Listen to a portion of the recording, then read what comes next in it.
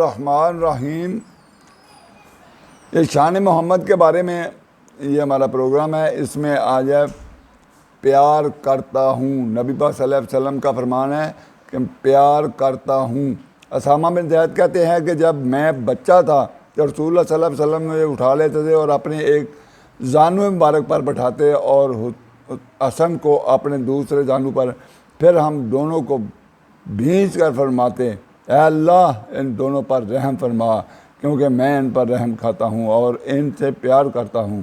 حضرت عائشہ فرماتی ہیں کہ دیہات سے کچھ اعراب آپ کے پاس آئے تو انہوں نے آپ کو بچوں سے بہت محبت اور پیار کرتے دیکھ کر کہا، آپ لوگ بچوں کو اس قدر پیار کرتے ہیں، ہم لوگ تو نہیں کرتے۔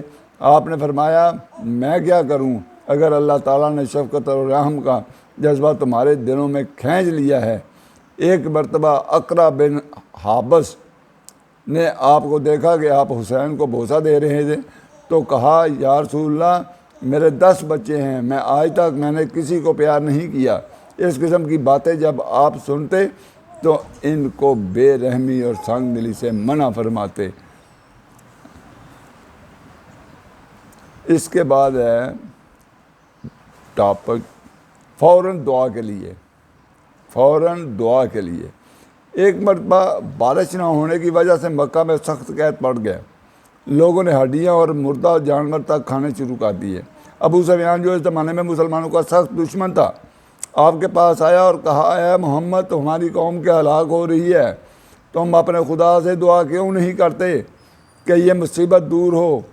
اگرچہ قریش مکہ نے 3 برس تک آپ کو محصور رکھا اور آپ کے پاس غلہ کا ایک دانہ تک نہ پہنچنے دیا تھا اور بے پناہ اذیتیں پہنچائی تھی، لیکن آپ کو ان پر رحم آ گیا اور آپ نے بلا عذر فوراً دعا کے لیے ہاتھ اٹھائے۔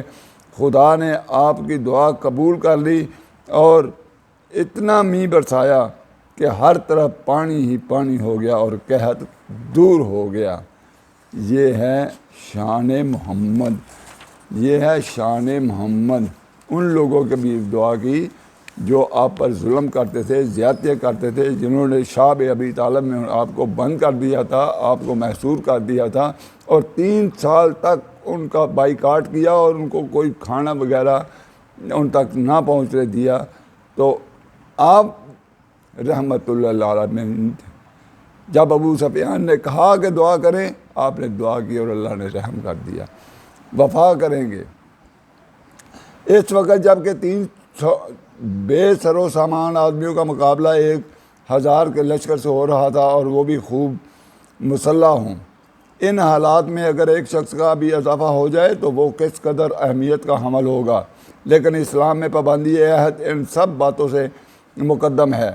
عین میدان جنگ میں حضرت حذیفہ اور ابو حصل صحابی شرکت جہاد کے لیے پہنچتے ہیں، مگر جب حضرت صلی اللہ علیہ وسلم کے پاس حاضر ہوتے ہیں تو راستے میں جو واقعہ پیش آیا تھا عرض کرتے ہیں کہ راستے میں کفار نے روکا کہ تم محمد کی امداد کو جا رہے ہو۔ ہم نے انکار کیا اور ان سے وعدہ کیا کہ ہم جنگ میں شریک نہ ہوں گے۔ نبی اکرم نے فرمایا، تم دونوں کا وعدہ کے مطابق جنگ میں شرکت کی اجازت نہیں ہے، ہم ہر حال میں وعدہ وفا کریں گے، ہم کو صرف خدا کی مدد کافی ہے اور بس۔ اس کے بعد نبی صلی اللہ علیہ وسلم کے بارے میں ہے کہ آپ پیار کرتے یہ ٹاپک ہے اگلا۔ اپنے بچوں کے لیے بھی حضور کے جذبات بڑے گہرے تھے۔ حضرت ابراہیم کو رضاعت کے لیے ایک الہار کے گھر میں مدینہ کے بالائی مقام پر رکھا گیا تھا۔ آپ اپنے صاحبزادے کو دیکھنے کے لیے خاصا طویل فاصلہ چل کر تشریف لے جاتے اور اس الہار کے گھر میں کام کی وجہ سے بہت دھواں بھرا ہوتا، مگر نبی صلی اللہ علیہ وسلم وہاں دیر تک بیٹھتے تو بچے کو گود میں لے کر پیار کرتے۔ یہ امتیاز پسند نہیں۔ ایک سفر میں کھانا تیار نہ تھا، تمام صحابہ نے مل کر کھانا پکانے کا سامان کیا۔ تمام صحابہ نے کام تقسیم کر کے اپنے ذمے لے لیے۔ جنگل سے لکڑیاں لانے کا کام آپ نے اپنے ذمہ لے لیا۔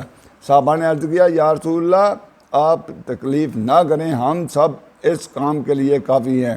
فرمایا یہ سچ ہے، لیکن میں نہیں چاہتا کہ آپ اپنے آپ کو سب ساتھیوں سے ممتاز بنا لوں، مجھے یہ امتیاز پسند نہیں، خدا اس بات کو پسند نہیں فرماتا۔ یہ کہہ کر آپ صلی اللہ علیہ وسلم لکڑیاں لینے تشریف لے گئے۔ اخلاق کریمانہ نبی پاک صلی اللہ علیہ وسلم کی شان ہے، اخلاق کریمانہ۔ ایک روز ایک اجنبی شخص رسول اللہ کے پاس آیا، رسول خدا نے اسے کھانا کھلایا اور رات گزارنے کے لیے بستر بھی دیا۔ وہ کوئی نادان دشمن تھا، اس لیے بستر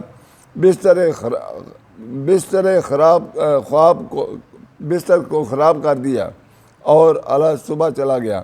یوں وہ اللہ کے رسول سے اپنی قدیمی دشمنی کا انتقام لینا چاہتا تھا۔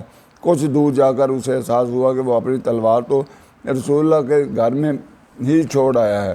چنانچہ وہ واپس آیا، اس نے دیکھا کہ اللہ کا رسول اسی بستر کو اپنے دست مبارک سے دھو رہا ہے۔ جب رسول پاک نے مہمان کو دیکھا تو انہوں نے اس کی تلوار اٹھا کر اس کے حوالے کر دی اور اس اجنبی کو ملامت تک نہ کی۔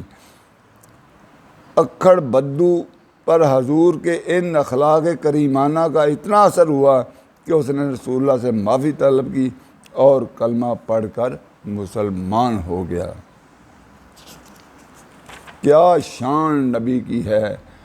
کیا وہ غلاظت ڈال گیا اور اپنے ہاتھوں سے اس کو دھو رہے ہیں، صاف کر رہے ہیں، اور اس کا پھر یہ کردار دیکھ کر، یہ اخلاق دیکھ کر کہ وہ ایمان قبول کر گیا، اسلام قبول کر گیا۔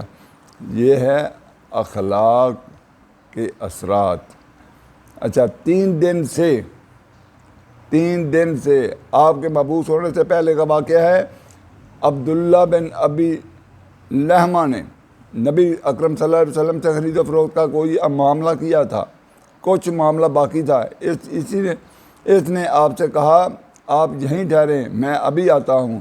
اتفاق سے وہ بھول گیا اور تیسرے دن جب یاد آیا تو وہ وعدہ والی جگہ پر فوراً پہنچا تو ہاں حضرت صلی اللہ علیہ وسلم کو اسی جگہ منتظر پایا، لیکن اس خلاف وعدہ سے آپ کی پیشانی پر بل تک نہ آیا، صرف اسی قدر فرمایا کہ تم نے مجھے زحمت دی، میں اسی مقام پر 3 دن سے موجود ہوں۔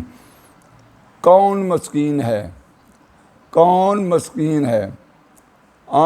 حضرت صلی اللہ علیہ وسلم نے فرمایا مسکین وہ نہیں ہے جس کو 1-2 لقمے در بدر پھرایا کرتے ہیں۔ صحابہ نے دریافت کیا پھر کون مسکین ہے؟ ارشاد ہوا وہ جس کو حاجت ہے لیکن اس کا پتہ نہیں چلتا، وہ کسی سے مانگتا نہیں۔ چنانچہ فقراء اور مساکین میں سے ان لوگوں پر جو ہیجانی کے ساتھ در بدر بھیک مانگتے پھرتے ہیں ان کو ترجیح دی گئی ہے۔ جو فقر و فاقہ کی ہر قسم کی تکلیف گوارا کرتے ہیں لیکن اپنی عزت و آبرو اور خودداری کو ہاتھ سے نہیں جانے دیتے اور لوگوں کے سامنے ہاتھ نہیں پھیلاتے، اصل مستحق وہ لوگ ہیں۔ ان کا پتہ کرنا چاہیے، ان کے بارے میں جاننا چاہیے، جان کے ان لوگوں کی مدد کرنی چاہیے۔ تو آج کے لیے اتنا ہی۔ اس کو سبسکرائب کریں، اس کو شیئر کریں، لائک کریں، آپ کی مہربانی ہوگی۔ اس کو دیکھیں شروع سے لے کر آخر تک، آپ کو انشاءاللہ تعالی نبی پاک صلی اللہ علیہ وسلم کے بہت سے اوصاف اس میں سے ملیں گے، اور ان پر عمل درآمد کرنے سے انسان کی زندگی جو ہے وہ سنور جاتی ہے اور اس کی موٹیویشن اتنی زیادہ ہوتی ہے کہ دنیا کا کوئی آدمی نہیں کر سکتا۔ تو اللہ حافظ، السلام علیکم۔